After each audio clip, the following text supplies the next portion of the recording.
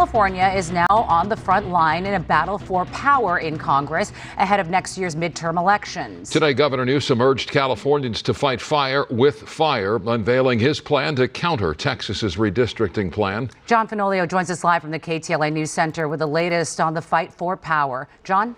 Sharon, Micah, this is a political counterstrike, no doubt about it. Governor Newsom says California's redistricting plan is a direct response to similar Republican-led redistricting efforts in Texas pushed by President Trump that could reshape the balance of power in Congress. As Senator Schiff said, Donald Trump, you have poked the bear, and we will punch back. Governor Gavin Newsom is making it clear California Democrats are drawing their own battle lines. We can't stand back and watch this democracy disappear district by district all across this country. The governor announcing a bold and controversial move to redraw California's congressional districts in an attempt to pick up 5 U.S. House seats for Democrats. The move is in response to Texas Republicans' attempts to push through new maps that would give them the same 5-seat edge ahead of the 2026 midterm elections. The effort is being led by President Trump.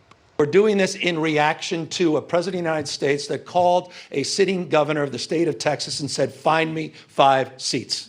Republicans currently hold a narrow 219 to 212 majority in the House with 4 vacancies. GOP lawmakers call Newsom's move a power grab. The days of politicians drawing lines should be over. But Gavin Newsom and the Democrats want to continue that process. And I think the voters will ultimately reject that. Newsom says the state's new maps would be temporary until 2030 and would only take effect if Texas and other GOP states move forward with their own redistricting maps, a process known as gerrymandering.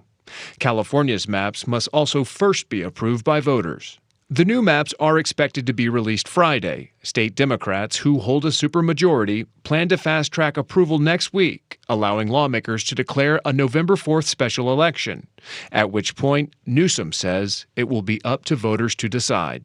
And here we are, in open and plain sight, before one vote is cast in the 2026 midterm election. And here he is once again trying to rig the system. He doesn't play by a different set of rules. He doesn't believe in the rules.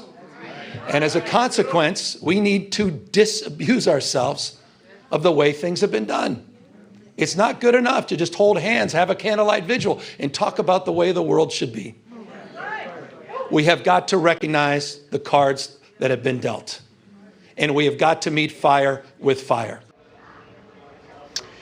California has an independent map system approved by voters to avoid this very kind of political manipulation of electoral district boundaries to favor just one party. Now, as such, this move has already drawn strong opposition. Some GOP groups say they plan to file lawsuits. Former Governor Arnold Schwarzenegger, who championed the independent map system, may campaign against this plan. But Newsom's message today was clear. If red states redraw, he says blue states will too. Back to you.